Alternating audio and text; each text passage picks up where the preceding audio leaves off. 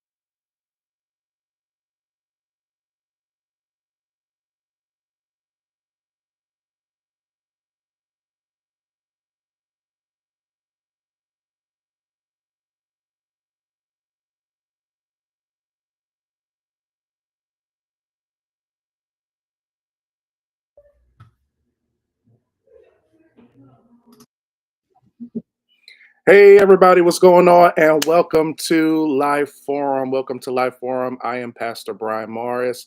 How are you? I hope you guys are doing well. Tonight is going to end our month of Creatives Life, and I feel like we're going to do it in a bang. We'll do it with a bang. So, and here's why: because I'm gonna bring my brother up, my big brother up, and he's going to be with me tonight. Give it up for my big brother. Give it up for Prophet Adam Watson. Well, what's going on, family, saints, and friends? How you I'm doing, good, man? man. How are you?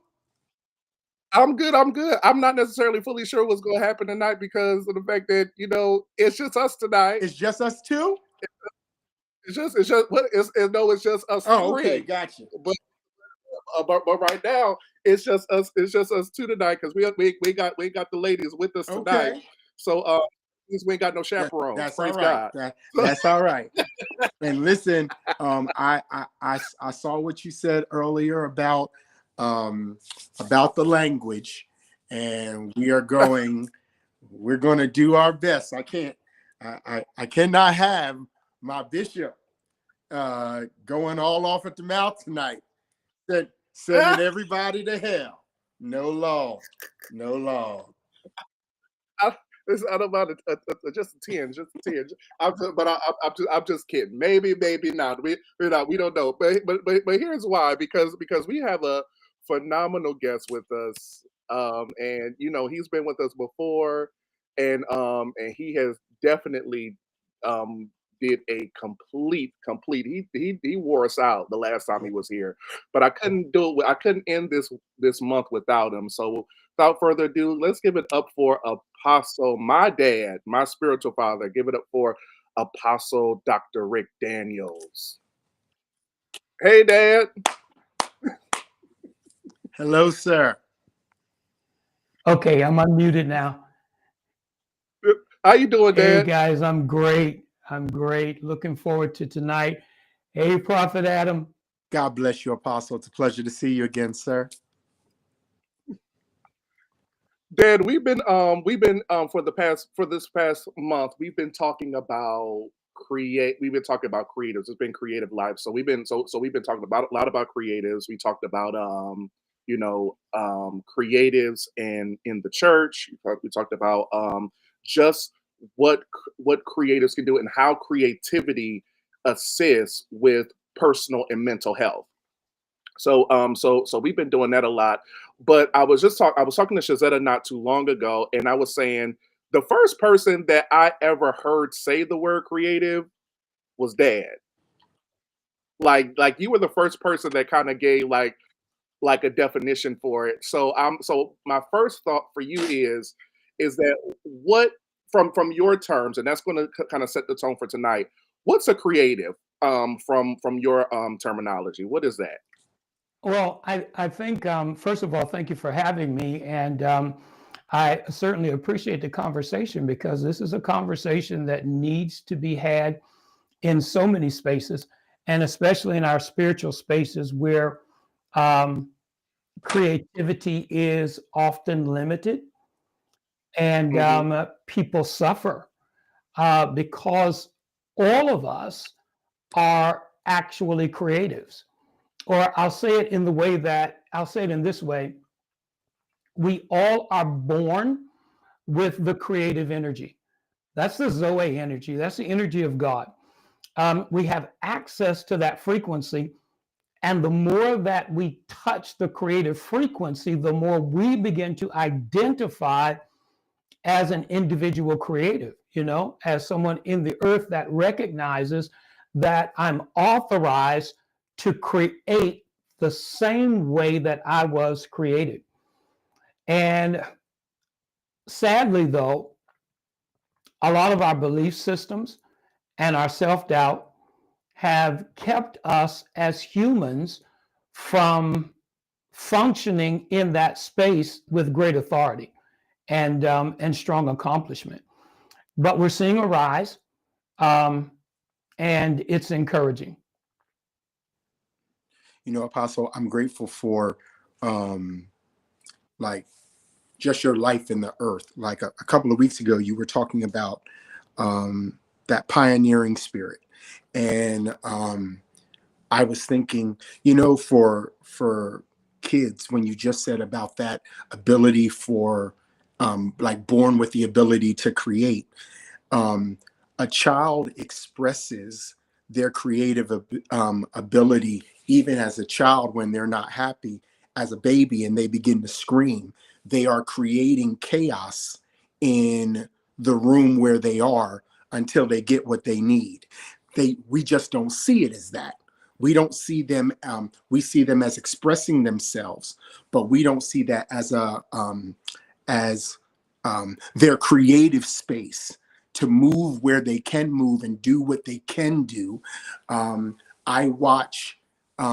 If you've ever watched a child after you told them not to do something, if they really want to do it, you'll see them looking at what you told them or what you exhibited or expressed your control over or authority over. You'll tell them don't do it, and they're looking at it and they're looking at you, and they're looking at it and they're looking at you, and they're creating in their mind. They're trying to figure out how they can still get what they want. Now, most of the times it's amazing that their creative space it's spiritual, but it's not godly. As a child, it's not really, they're just trying to get, if they're just trying to get what they want. I guess my question is, where did we lose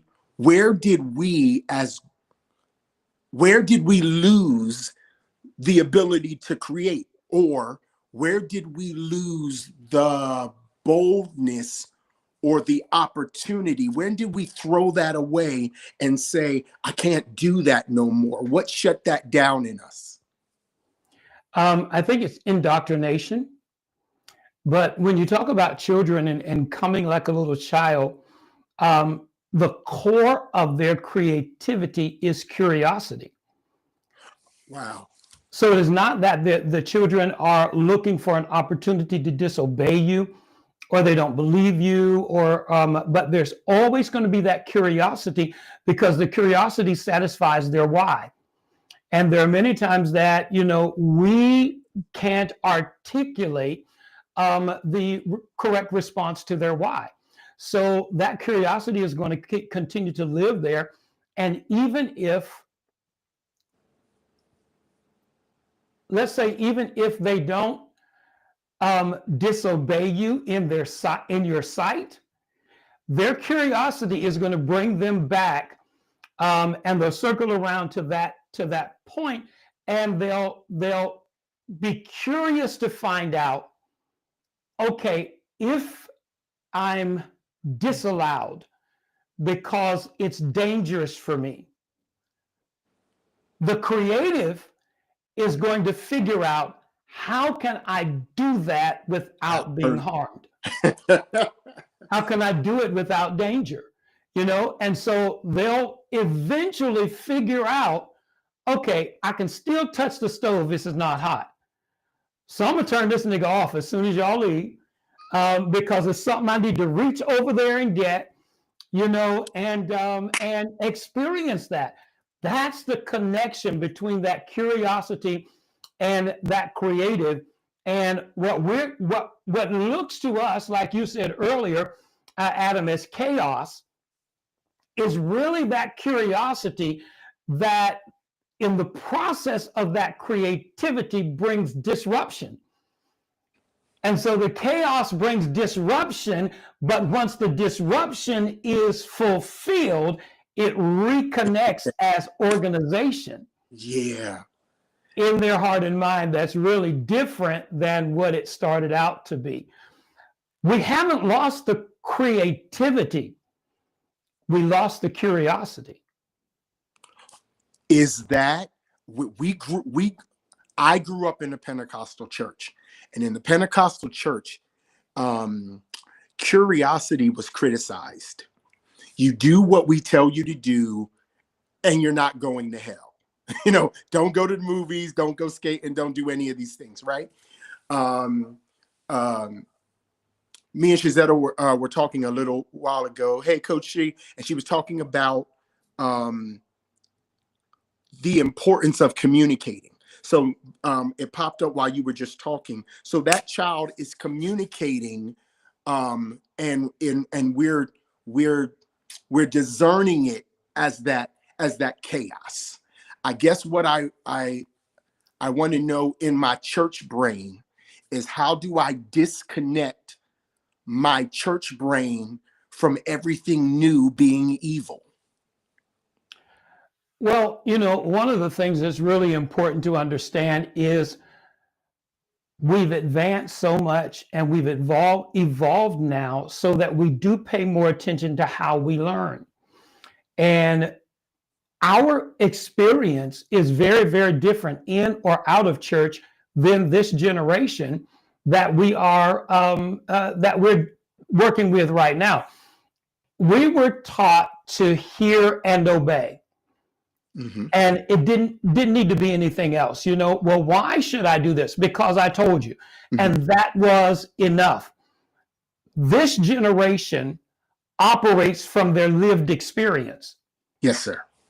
If they haven't lived that experience and that experience has spoken to them, then they're going to continue to operate on the edge of disobedience to what you said until it makes sense to them in their lived experience. They're not going to be the generation that just hears and obeys. They're the generation that has to have an explanation that makes sense to them in their lived experience. And sometimes that explanation doesn't make sense to us. And the only reason we can give them is because, well, that's what they told me to do, so that's what I'm telling you to do. And that just doesn't fly with them. And if we relegate them to that, then we greatly infringe on their capacity to create. Okay, I'm gonna shut up in 1 minute. And Bishop, you've had Dr. Daniels for years. Go ahead. Go ahead. I'm just throwing that. You had him for years. Share him with the world. Okay. All right. So I'm gonna pull back because I'm gonna ask you a question before I ask the second question. So the first time, Bishop, that you heard Dr. Daniels talking about a creative, can you explain, take us, the audience, in the origins? How did that come in? And so we can fast forward into the different matters and stuff like that.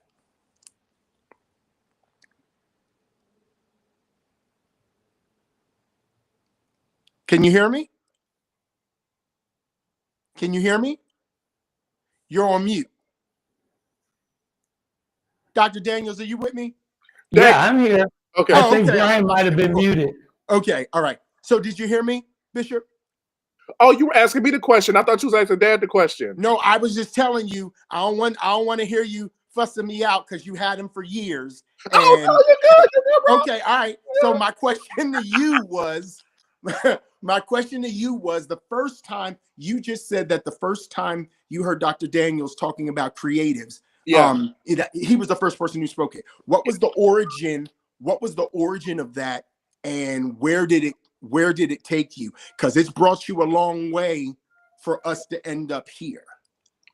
I know when he talked about it for the first time, the way that it came was, it put so much significance on my creativity and what I'm doing.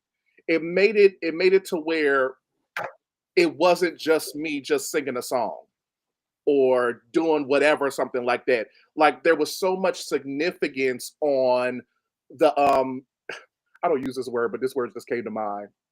The gravitas. Now that's really dramatic.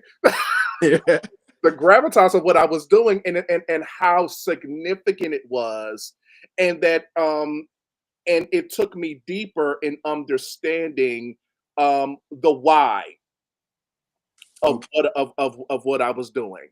And it made me, and it pushed me to make sure that every time, whether it was singing, whether it was dancing, whether it was writing, whether it was acting, I made sure that I made sure that not only did I do my best, but I made sure I presented it as an offering to God and to the people that I was serving.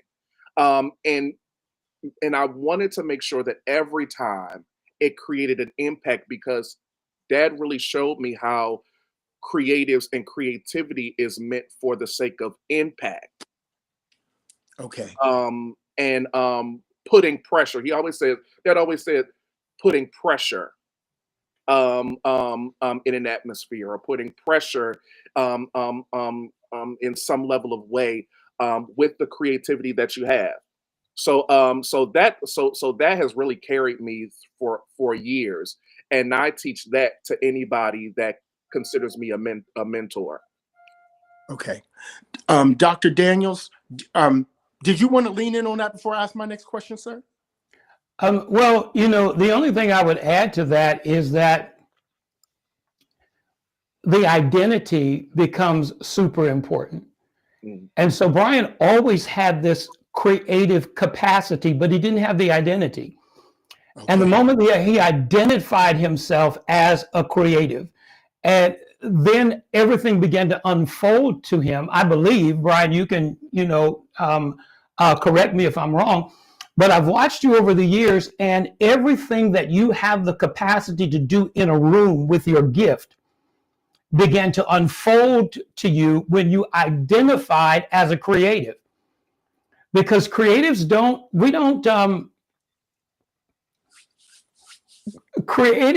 don't really like supporting other atmospheres. We come in to create the atmosphere that serves what our gift has called us to do.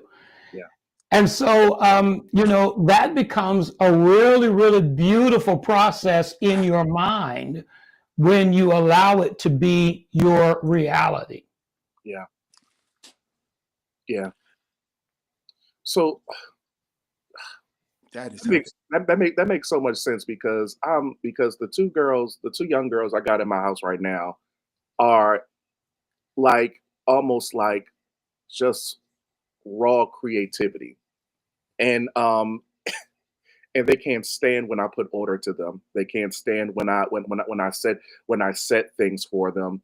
And I ain't gonna lie to you, sometimes it gets frustrating, but I also remember and I remember what it was for me when I was that age. Because Layla specifically is very much the spitting image, the spitting likeness of me when I was that age. But at the same time, there was order set to me that I was grateful for it, but unfortunately, like you said, it kind of took away my why. And especially when I started to get into my curiosity, especially when I got into church deep, like when I got into church deep, the curiosity, like because there was always an answer for something that was that kind of made it to where I could not be curious. Or like, for example, like, okay, I have a question. Well, you don't question God, or you don't do this, or you don't do that. So at some point, it kind of relegated my creativity to just, okay, I'm gonna do this and that's it.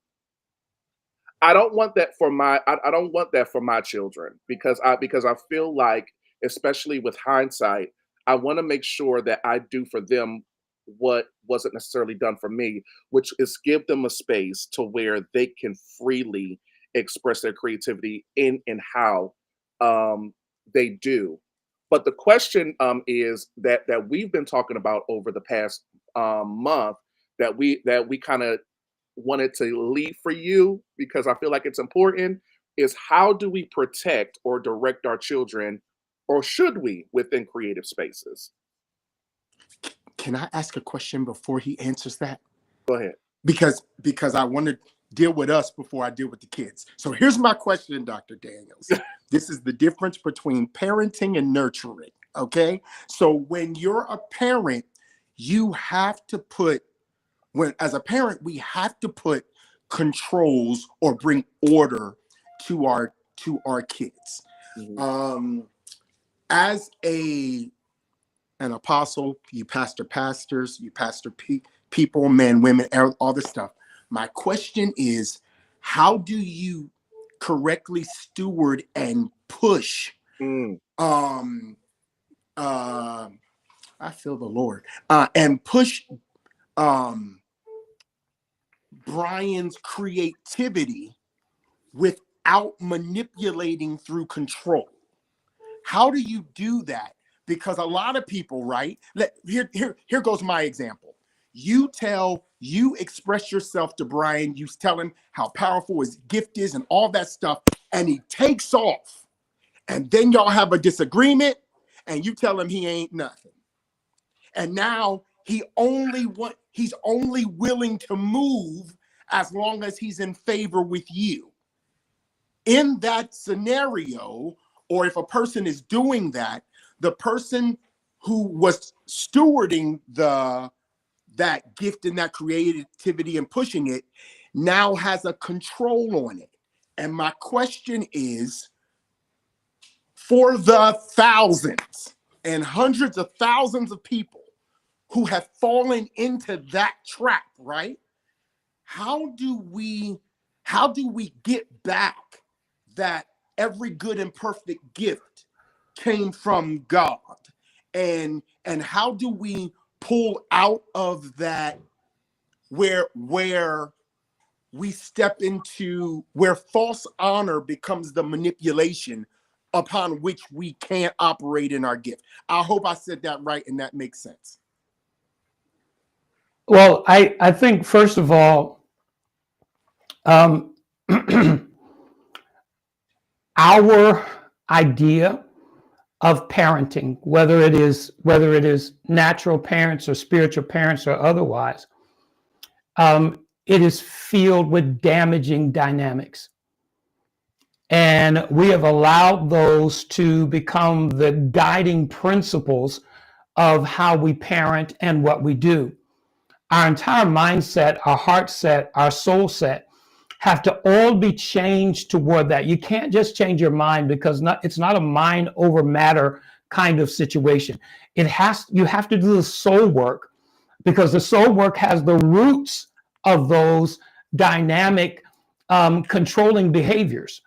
And once the soul work is done and you've uprooted that, then you're able to deal with the children from the heart space that truly wants to see them become everything that they're intended to be. Yeah. So children operate in freedom. And freedom for them is experimentation, it's discovery, it's adventure, it's all of those things that cause them to be able to develop their own true identity. That is what we call the creativity or the evolution of the sacred self.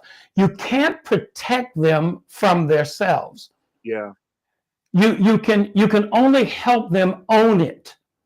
And that's a really, really hard conversation for parents in our particular day of parenting to be able to address, because our truth is not necessarily our children's truth. Yeah.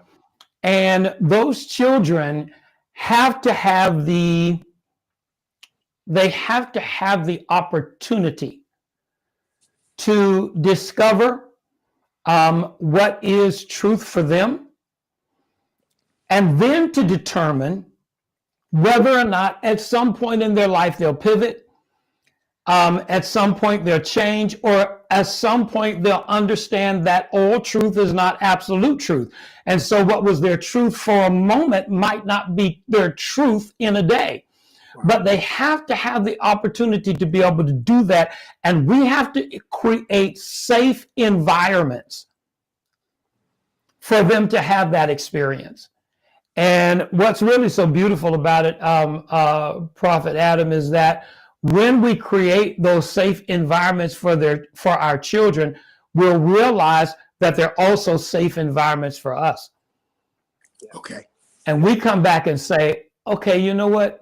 that feels really good, or at least it feels so much better than demanding and manipulating and controlling, because we've given the evolution of the sacred self the opportunity to rise. I hope I answered that sufficiently. Yes, that's beautiful. Yeah, Adam, I can say from a like a spiritual parent standpoint, it is so funny that you said that, because it reminds me of the many times that Dad has told me. He said he wanted me to spearhead something as far as musically or creatively, and he was like, I want you to do this. There's a certain sound, or but I don't necessarily know what it is, and that would frustrate me because it's like, I need you to tell me exactly what you want. And I realized, and I'm like, just tell me what you want so that I can get it right for you. But I didn't realize it. Actually, it just clicked for me just now. He gave me room. He gave my creativity room To figure it out, right? to figure it out, because I was so used to just go ahead and doing and serving from the standpoint of what somebody wanted me to do. So just tell me what you want. Okay, cool. No problem. I'll go ahead and give it to you. But he was just offering a platform for me, for my mind to be open, and I just wasn't used to it. But if he tells you exactly what he wants, Mm-hmm. in a way, it's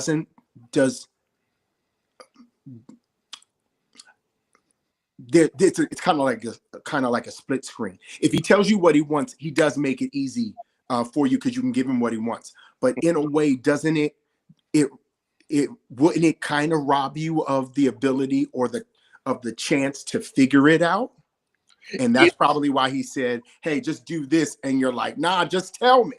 It would, but it would, and it also kept me from being able to trust myself and trusting the voice of God in me. Yeah, because the reality is you don't have to figure it out. It's already there. Yeah. You just have to invite it to the front. You have to invite it up. And what a lot of people misread about creatives, because we think creators are people that just make up stuff, but that's not who we are. Creatives show up as artists. Yeah. It's the creativity and the artistry. And an artist creates a world and invites the rest of us to understand it. So when you move your creativity into that artistry, you write the narrative, you bring it forth, and then you invite everybody to understand it. And that's why we see people like Prince. Prince brought a disruptive sound. He brought rock and funk and soul and meshed it all together and brought us something that we had never heard before. And then he had to describe it to us. Yeah. He had to bring the narrative to it. And that's what artists do. You can look at an artist's painting and not know what it is because it's so abstract. And then the moment that the artist describes that to you, you say, oh, I can see it. I can see that now, because that's where we live. And so what Brian has learned over the years is that it's effortless. Yeah. When you bring yourself to the space and you join yourself to the energy, you don't have to try to create it. Yeah. It's already created, and it begins to just flow out of you as a beautiful fragrance. Yeah, yeah, that's excellent. And go ahead, Adam. No, I'm just saying, I'm just saying that's brilliant. It's just, I don't want to say I'm shocked, but I kind of am shocked. It's so weird to hear an apostle in the Lord's church so skilled towards the creatives. It is such a not like you're not one, but that you were one and you didn't abandon the creatives. so I'm just sitting here and I'm like, wow. That's where I really am. I'm really like, wow, because we were talking last week about we don't consider our gifts as sacred and holy. We don't consider them that way. And then a week later, we're talking to someone who completely understands that, you know. And so when I know, like, we got a million questions to ask you on this list, I know. So I'm just going to ask this one question, and then I'm going to shut up so we can at least get 2 or 3 questions that we already have here. So my question is, okay, creativity, it knows no color. Creativity does not seem to have any limits. Mm-hmm. You can go as you said, we create a world and then we invite other people into it.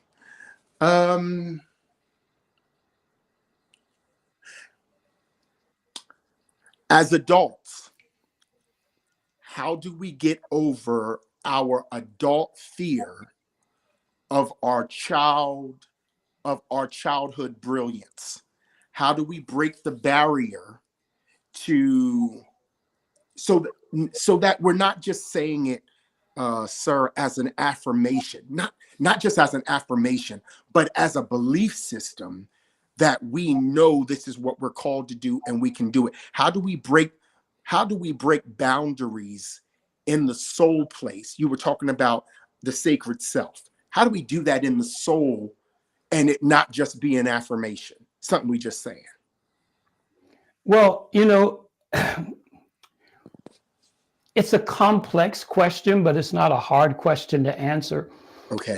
It's the answer to everything that we're experiencing in the church right now, is that we don't go deep enough in our spirituality. Mm-hmm. You know, that's the simple answer right there, because the deeper you go, the more that you understand about how you function as a spiritual being in the earth, in and outside of the church. Yeah. I came to understand myself because I began to understand the apostolic as a spiritual energy. And when you understand that you operate spirit, soul, and body, and you know Father, Son, and Holy Ghost, and then you come to understand your beingness, and now you understand frequency, vibration, and the aura. So you understand all of those different parts of yourselves, and now you bring them together, and it defines you to you. Okay. So all these things that we have, that we're having problems with in our adult faith experience, is because we haven't been accurately defined to ourselves. We have defined ourselves by others' shadows. Mm-hmm. And so our identity is in the shadow of our mentors, our pastors, our apostles, our preachers, or our influencers, just people that influenced us in a way that it garnered so much of our attentive energy. Jesus. That we became more aware of us as them instead of aware of us as the I am. Oh, wow. If that makes sense. Yeah. Thank you. Yeah. I understood that the apostolic, I began to be really, really frustrated. And Brian and Shazetta, of course, were around in many of my frustrating years. I think I frustrated them. But I began to be really, really frustrated because I couldn't find a model apostle, an apostolic model that defined what was in the inside of me. Yeah. And that's where I had to learn that, okay, there's an apostolic reality that I have to create. And then invite the rest of the world into it and say, hey, how about seeing it from this purview? And allowing it, if you have the grace, to make sense to all of those things that are living senselessly in your own belief system. Yeah. Because all of it should make God sense, you know, Yeah. to the God in us, with us, as us. Yeah. Dad, you said something yesterday, and it kind of because we have these Kia calls and these network calls, and you said something that stuck out with me, um, just from the standpoint of creatives and creativity, and how how as creatives we need to keep our curiosity, and we need to keep our ability to be able to fully know, to one fully know, and to also to be able to fully express. And one thing you said stuck out to me. You said there's a difference between radicalism and revolution, Mm. Mm. and Yeah. how how depending on the narratives, those things can look those things can be easily um, those things can be easily mistaken.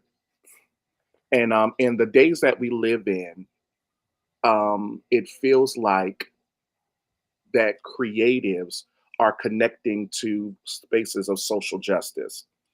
I was looking at a lot of my theater friends, and I was laughing because so much of my theater friends are so awake and aware when it comes to things of social justice and civil rights, and things like that. So my thought is, or my question is, how do creatives and creativity connect with matters of social justice? Well, once again, in talking about the capacity of creatives, is where you get how we understand the world, how we see the world. Hmm. Creatives have the capacity to bend reality toward their view of the world, Mm. and that's where our passion comes from. When you bend reality toward your worldview, it creates your passion, it creates your drive, your determination, and all of that activates the imagination. Yeah. And then the imagination begins to create solutions. And I tell people everywhere, one of the reasons that I have such a broad worldview is because I've traveled the world. And if you're in limited spaces and you have limited opportunities to understand and exchange what's taking place in the rest of the world, or what's taking place with your brothers and sisters, then it will impede your creativity to the point where you'll still be creative, but you'll only create those things that are significant in the circle that you serve. Jesus. And when you allow yourself, to go beyond that circle, I'll be doing a training in less than 30 days in Dubai with a group of people from Uzbekistan, from Turkey, and from I forget where the other group is coming from, but all of them in Central Asia. All of them have been cultured in Islam, Mhm. although many of them have accepted the Christ and are quote unquote Christians or believers, but they're cultured in Islam. And so it's really necessary for me to understand that they see social justice from a very different lens than we see matters of social justice in the US. Yes, Yeah. sir.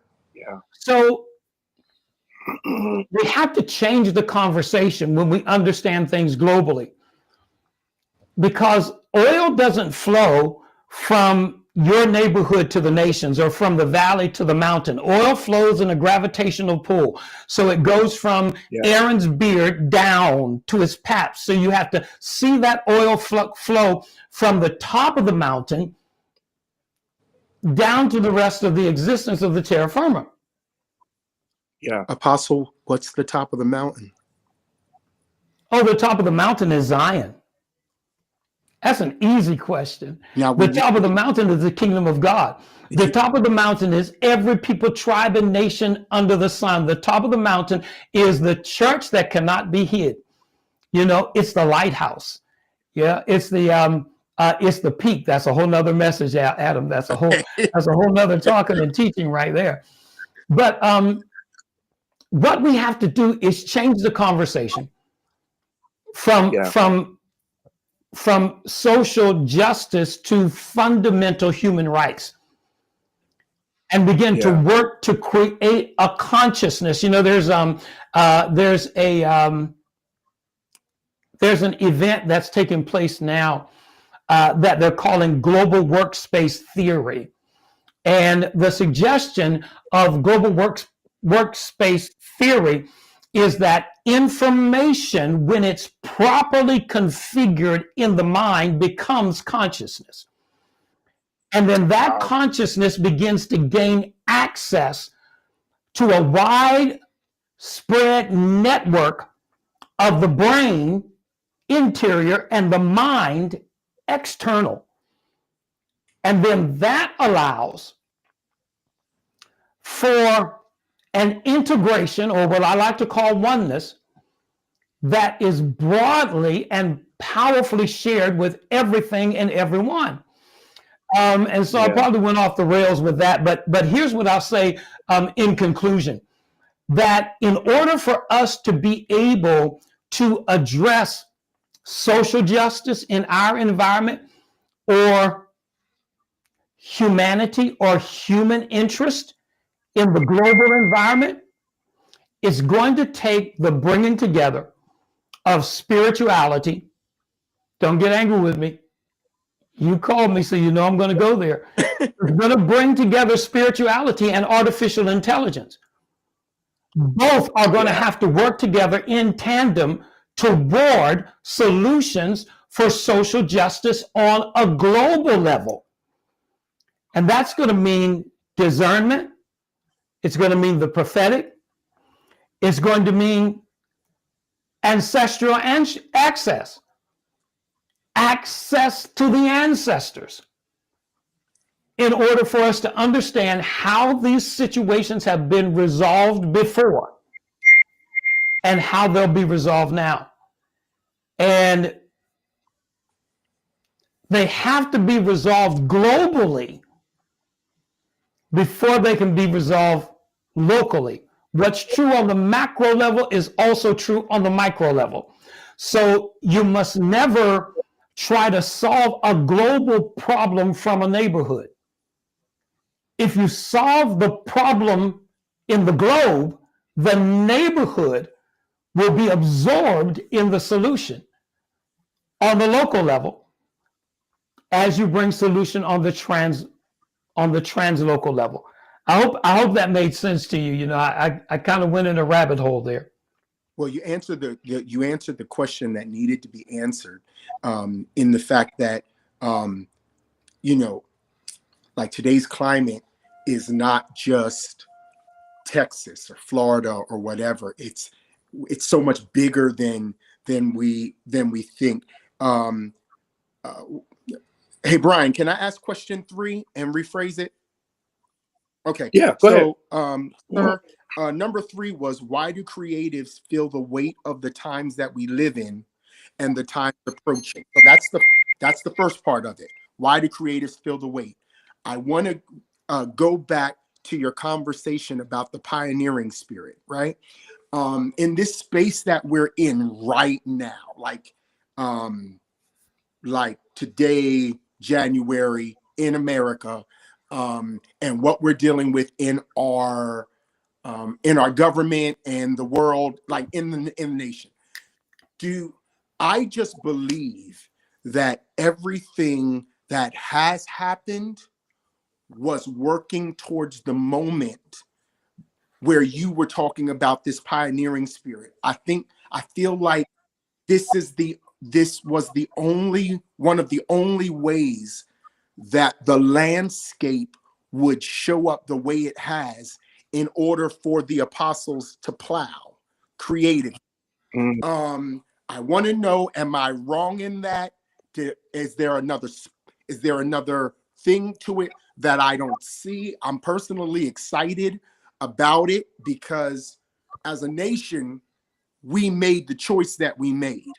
But knowing that God knows all things, right behind all this chaos, you started talking about the pioneer, the person who has to go out and has to plow the new ground and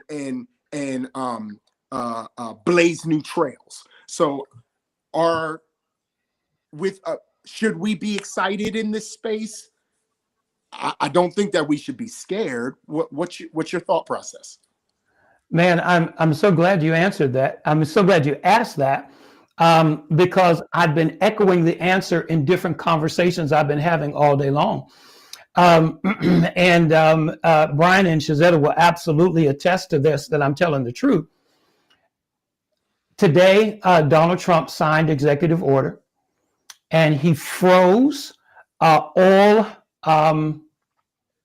federal funds that are going to nonprofits, that are going to charities, that are going to any of the claim that we have had with the 501c3.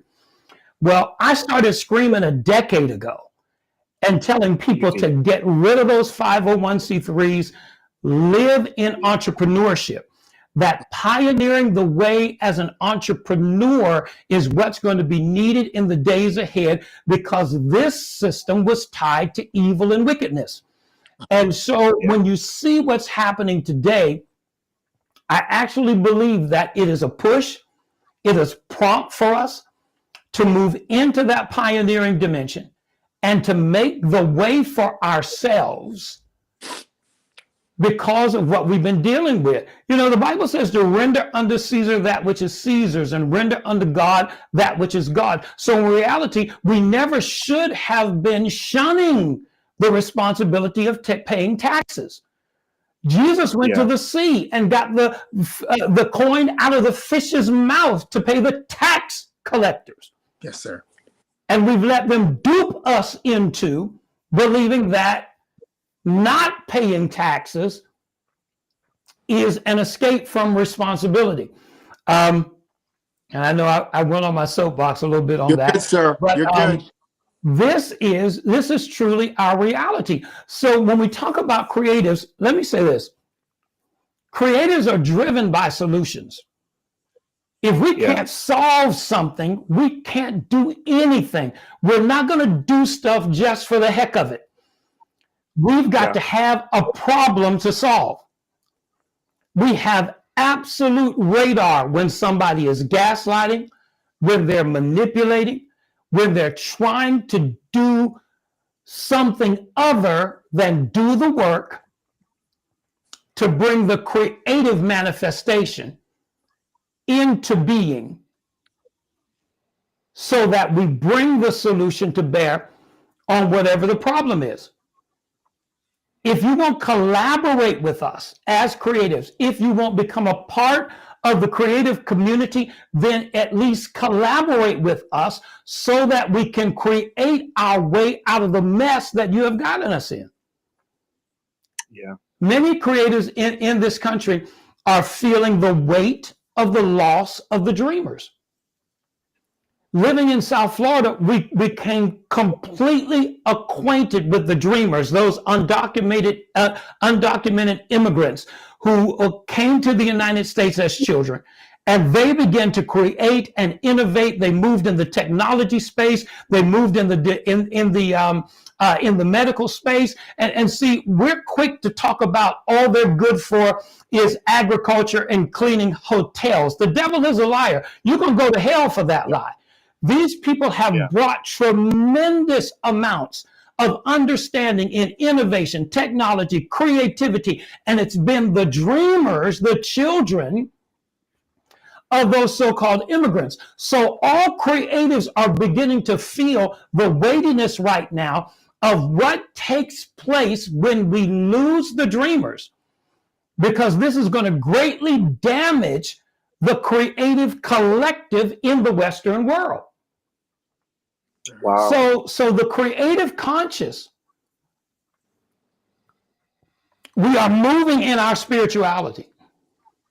And we are breaching realms in order to accelerate the connection webs, because there are going to be webs no matter where you disperse these kingdom kids in the earth. There is a web of connectivity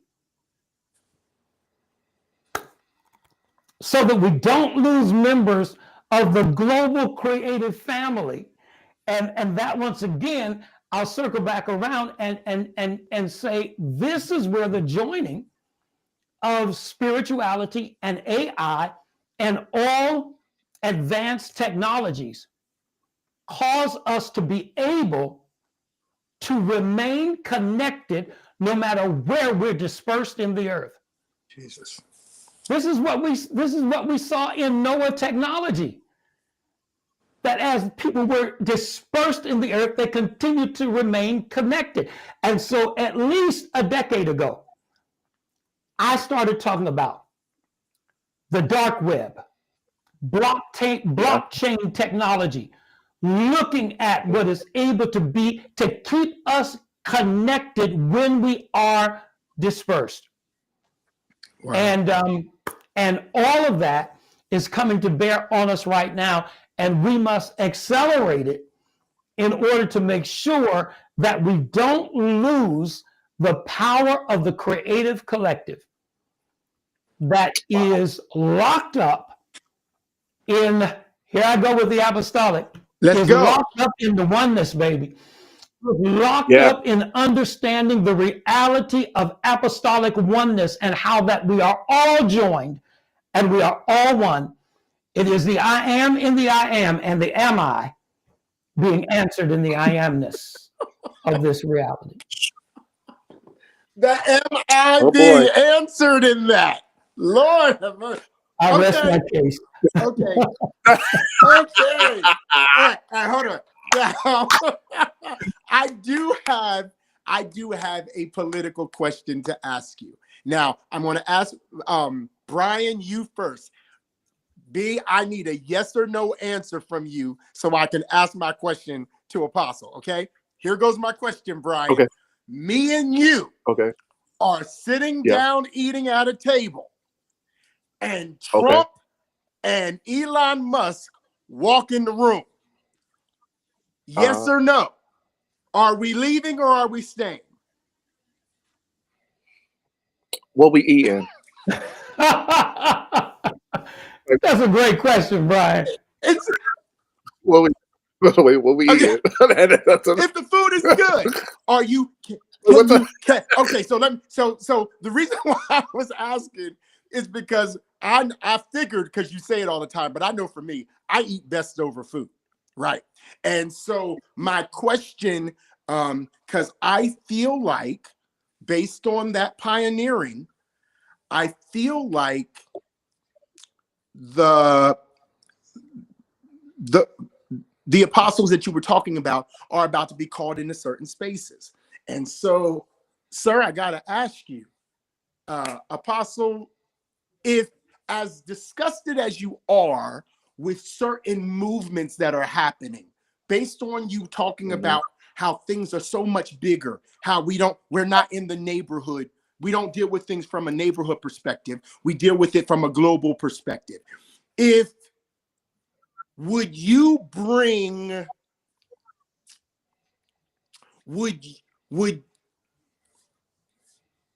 Would the angry Dr. Daniels show up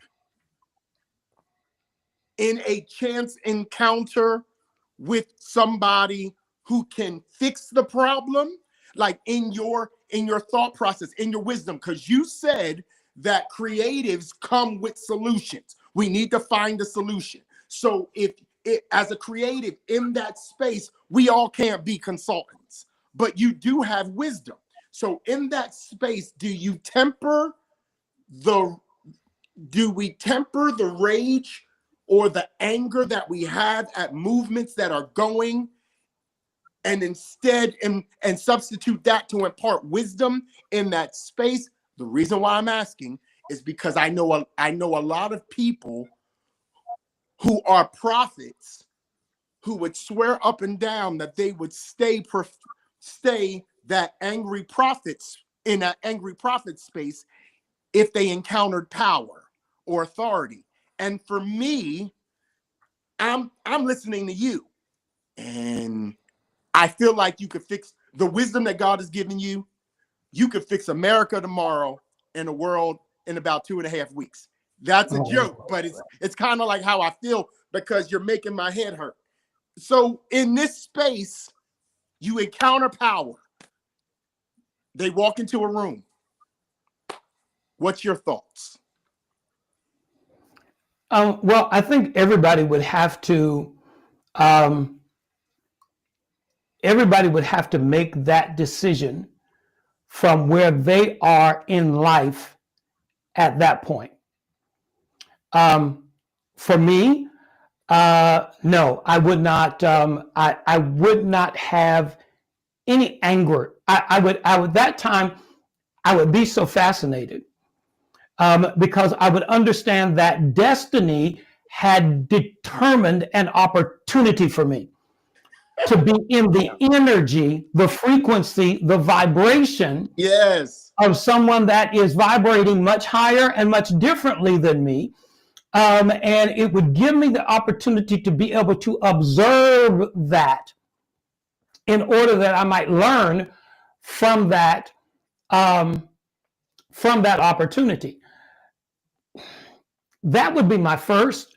My second thought would be very much like Brian, because if it was some oxtails and some rice, and we were down in South Florida, and the Jamaicans had hooked us up. It would not make me leave. I would be right there. But listen, there's a difference between an enemy and an adversary. Okay. And right now, Donald Trump and his billionaires are our adversaries. They're not our enemies. Yeah. You got to explain that to me. Yeah. Because an enemy has to die. Yeah. An adversary can convert. Yeah. There can be conversion in every one of those situations. Now, I taught last night, and it was really challenging. And Adam, you're welcome to come on Monday night sometime. I'll be there. And be in the Monday night teaching. But one of the things that I taught last night that was probably a stretch for some of the saints was to look at the Apostle Paul, who is our model apostle, and to stop looking at him as a man and seeing him as a system. And when you see him as a system that controls many, many connected things, you can stop looking at Donald Trump and Elon Musk as enemies and look at them as systems, because systems can be converted. Systems can be changed. Systems can have the entire dynamic of what they do reused and repurposed. They may have started out to destroy, and they're repurposed to bring abundance. Wow. But they have to be activated by individuals that understand that there is a greater purpose beyond what is originally presented, which is the tip of the iceberg. But the Titanic was sunk with a hidden 9/10 that was below the surface. You know? Yes, sir. And if we tap into that hidden 9/10, we recognize that there's a lot of principle, there's a lot of system, there's a lot of empowerment, there's a lot of vision that is locked inside of that 1/10 that we don't understand, that can be repurposed for the advancing of the kingdom of God. So absolutely, I would stay. Okay. I might have my peace, you know. just in case we needed to disrupt something. But absolutely, I would say. You're talking, and I feel like the disciples when Jesus was purposely telling them parables and they were looking at each other. So let me, sir, because you made a statement. I wrote the note. I wrote the words down. I've been hearing Brian and Shazetta say this. I don't know how long, as long, but since you mentioned it, can you please take a moment for the rest of us and explain frequency, vibration, and aura? Because when you say frequency, I immediately think of a radio, and that's something that you have to tune in. And I'm having to tune in right now. So can you please explain that real quick? Because to vibrate, if I'm getting this wrong, correct me. To vibrate on this frequency gives you an aura. So can you explain that for us? Because I got notes. So all of us, we're made up of these three things that give us the aura. It's energy, it's vibration, and frequency. So the energy drives the vibration.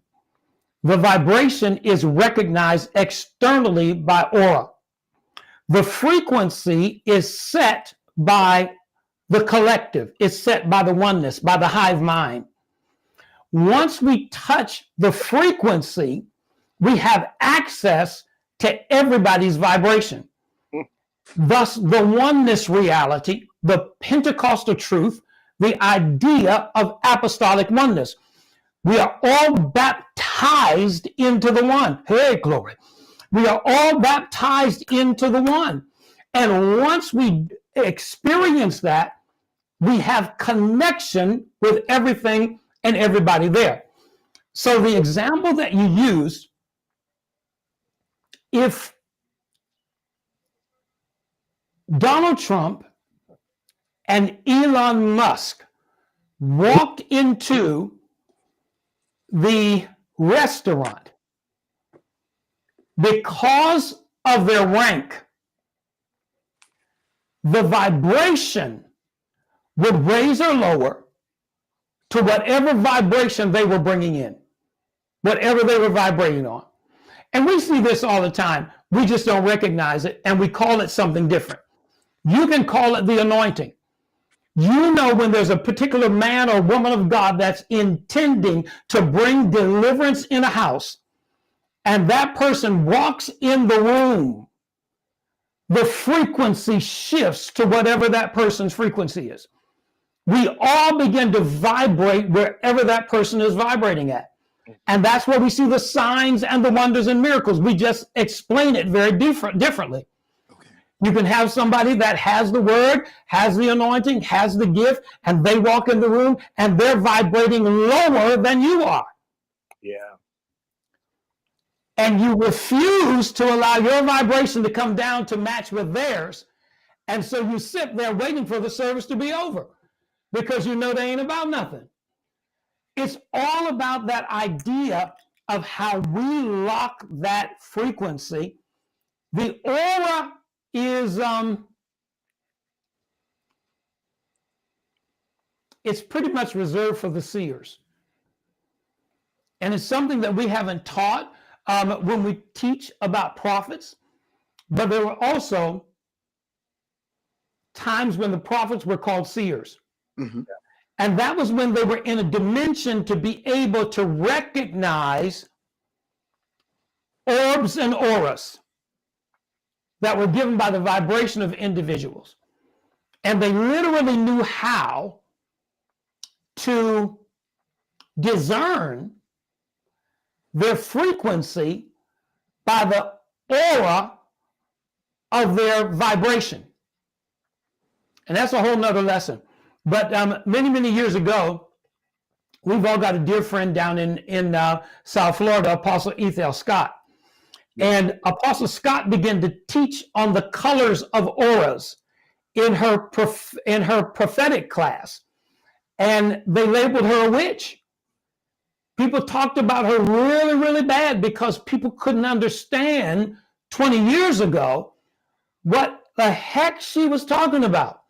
Jesus. But her people learned how to recognize the vibration that was taking place. That's why whenever you see some of the ancient drawings of the pictures of the colonizer Jesus, so even though they're painting pictures of a white colonizer Christ, they still had sense enough to paint the halo that was going around his body, which was the aura of the vibration, indicating how high he vibrated regardless of his hue and ray. Jesus. If that makes sense. Yes. You just my whole life, y'all, audience, boys and girls, brothers and sisters, my whole life, I thought I had eye problems because I would see blue orbs around people. Yeah. I never knew that till right now. That's why I opened it up. I looked at it and I'm like, I am sitting here literally looking at the meaning of blue orbs. I used to see it around people and I didn't understand why. So I'm like, well, when you have a chance and you're talking about the children, look up indigo. Indigo children, yeah. And I immediately, the first time I laid my eyes on Layla, I said, she's indigo. She's deep indigo. Do you remember that, Brian? I remember. She's deep indigo. And yeah, nobody indigo understood what I was talking about, but I could see the indigo all over her. And Kayla is even deeper indigo. But Kayla is a crystal child. So she carries an even different type of indigo aura. Go ahead, Adam. So, Apostle, what exactly did you see? Because the indigo orbs, it symbolizes wisdom and spiritual insight. When you saw it, what did that mean to you? Oh, well, I had studied it, so I immediately knew. Oh, so you knew? Okay. Oh, I absolutely knew. Yeah, it wasn't. I never saw. Now, a lot of people do see before they know, but I knew and then I saw. Okay. Yeah. Okay. Man, I'm just going to take notes. You got it, Brian. Thanks, man. My last question for you, and that kind of goes toward kind of shifts from the social justice piece and really connects as creative futurists, because it feels like, and I was talking to Shazette about this. I was like, okay. I think it looked like Shazetta is fussing because we ain't asking the right questions. I'm looking at something that she's putting in there. I love you so much. Apostle, she sent us a heads up. She said there's these questions, but it might go a different way. Okay. Say that. We all right. But I was thinking of it because of the fact that I'm like, in order for a creative to even have a heart or a feel for social justice, they see a future in their mind that does not fit their present, and because of that, their creativity speaks to what they're seeing in the future. So my question is what is a creative futurist? Now I made that term up, but and I'm asking you for the definition, but but what is a creative futurist to you? Well, first of all, you didn't make it up, you created it. We don't make up things. Things show up from our creative space. And it is a term. But creative and futurist are terms that can link together with almost anything. But a creative futurist is one who utilizes creative thinking to create the future that they thought. So the creative thinking As a man thinks in his heart, so is he. Creative thinking causes you to become what you thought. And once you become what you thought, you're authorized to create that in the future combining. So it's combining vision from many inclusive fields. And that's really the difference between a futurist and a prophet. Because the prophet can speak and prophesy the future, but the prophet does that from usually one divine source. They do it from their divinity or from their deity. But a futurist includes all different fields: technology, science, arts, social trends, economic trends, all of those to develop innovative ideas and concepts about what the future might look like. Yeah. And then they bring that into their creative thought, and then they go out and imagine to manifest. And that's imagining with intention. Yeah. And that's been a problem with us in Christianity, is we have associated imagination with fantasy. And so we don't really recognize that our imagination has the power to create whatever we have imagined when we have imagined it with intention, and it touches the frequency of the source being God, that is creating from his thought. Yeah. So when we see the Bible say, and God said, let there be light, God never said that. God doesn't talk. Right. He doesn't have a mouth. He doesn't speak. He doesn't have a voice. He is spirit, not a spirit. He is spirit. The totality of everything God is spirit. So all he had to do was to produce vibration and what he thought was. And so our becoming manifests when we hit the creative frequency of the source that we are. There's such scriptural power to that, because I'm talking about this tonight. God says at the Tower of Babel, nothing's going to stop them from what they have imagined to do. It starts off in their thought process. This is their imagination became their manifestation. And remember, he didn't confuse their thoughts.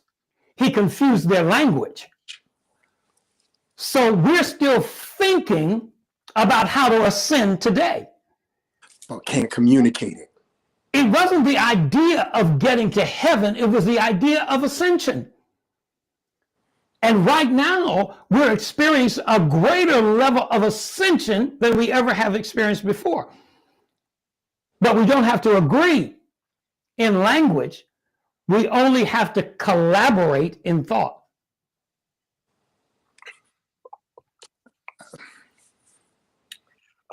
Okay. Y'all ain't saying nothing. What else is there to say? Okay. Adam, what you got? What you got? Dr. Daniels, there was one person in the whole planet who I talked to in my life as a human being that hurt my head.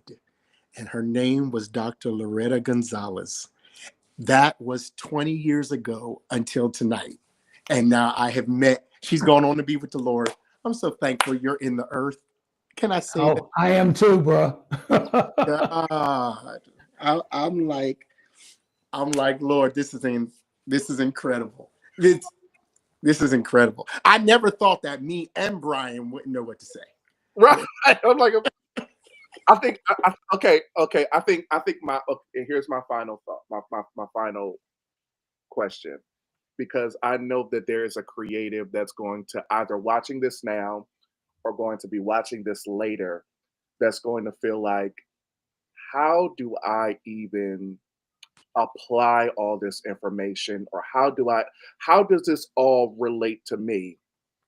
How do I how do I how do I see myself in the universal and the global standpoint of affecting things in my creativity, when all I because a lot of times, and I say this all the time, a lot of times people who are creative or creatives, they tend to not think that what they have is important because they live with it every day. They do it every day.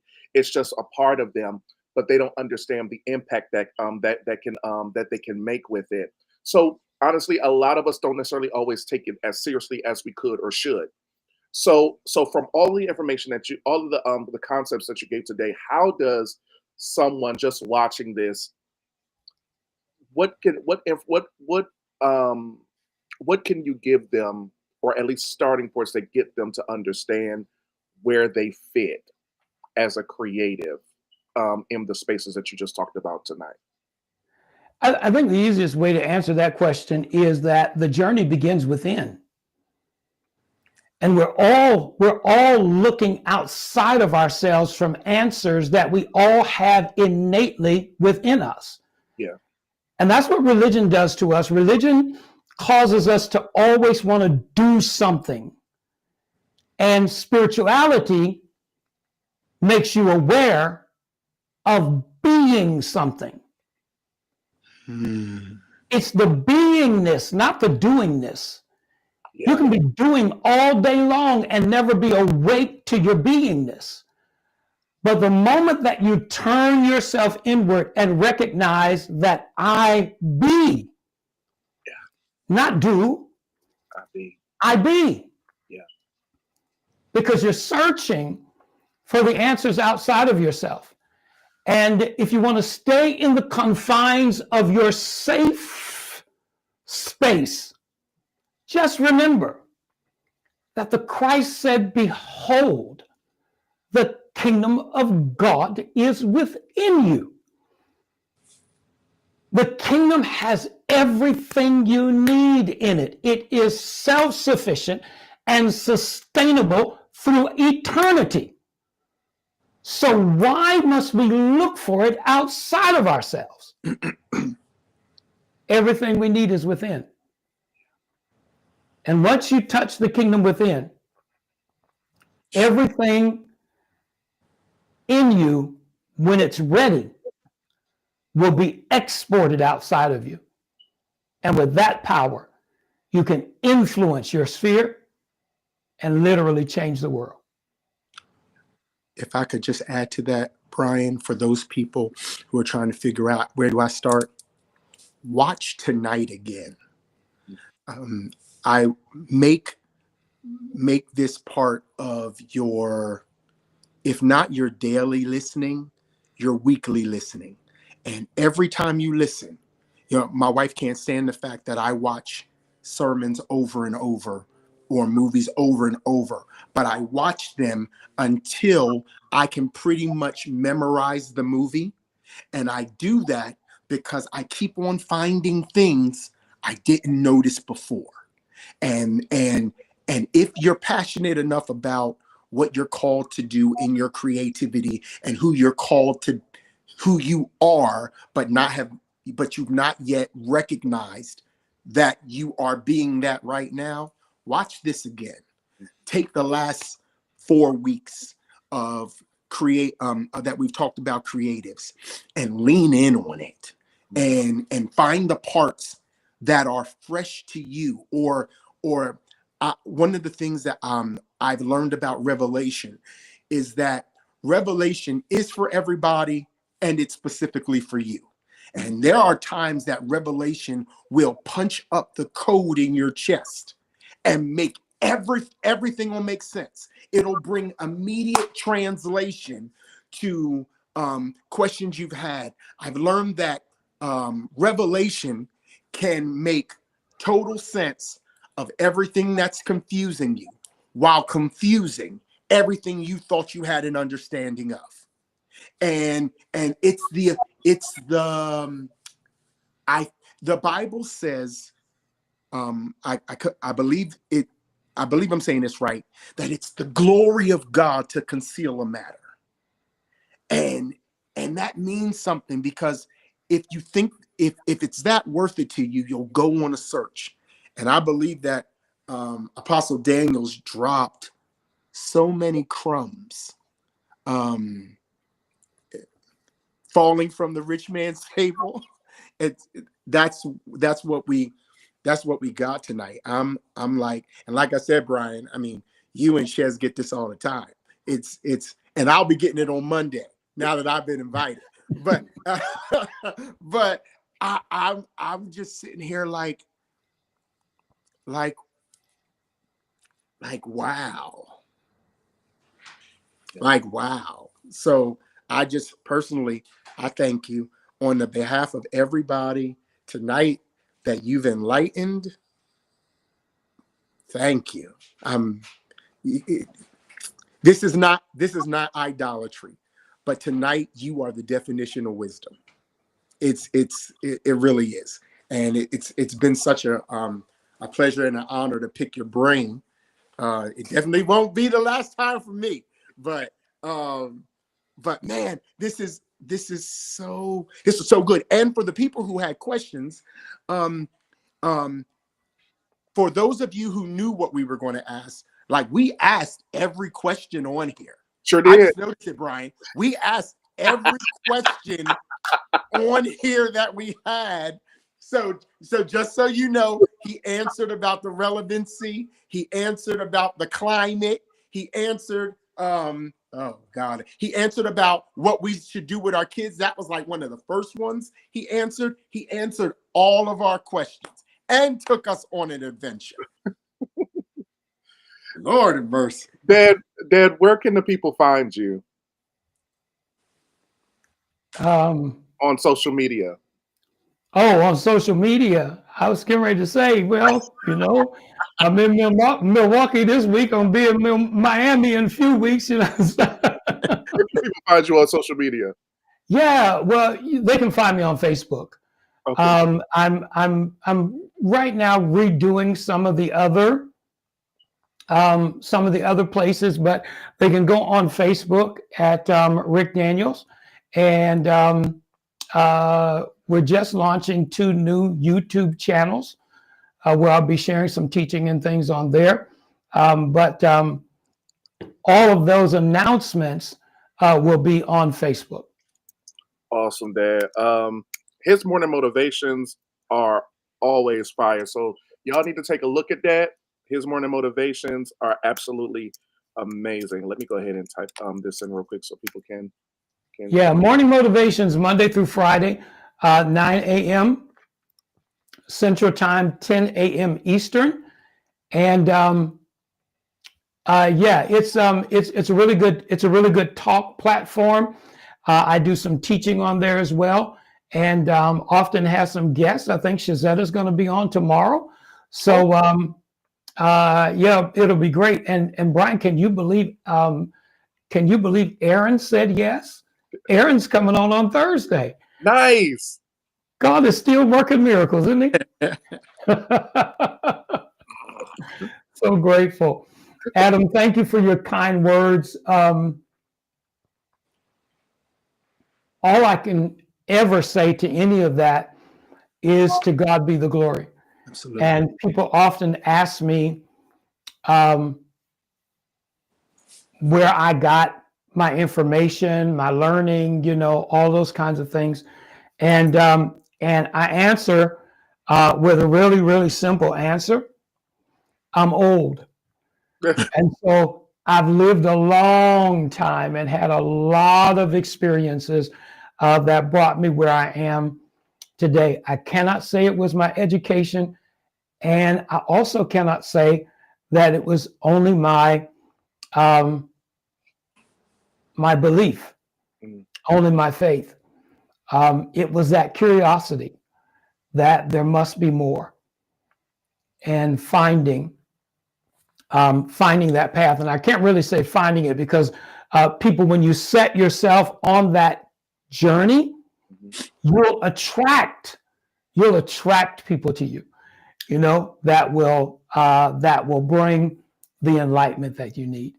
Thank you, guys. I'm very, very honored to be here and be with you tonight. Sir, before you leave us, is it possible, could you speak a word of expansion over us? The God of all universes and the power of all sources that are aligned with your destiny now be activated in every area of your life. May every part of your beingness become aware that at this very moment, a power is entering your sphere that will launch you into the destiny that has been designed for you before you were a milky substance in your father's loins. May you now have an original vision of who you were, who God imagined you to be before your manifestation. And may you connect it with your destiny and your divine journey. I speak these blessings over every one of you and command acceleration and activation in every area of your life in Yeshua's name. And it is so, and so it is, even as I have declared it. Amen. Sir. Amen. Amen. Apostle Rick Daniels, everybody. Thank you, Dad. I love you, man. Love, peace, and hair grease. All right, guys. That's it. That's all. We love you. You guys have a good night. Bye-bye.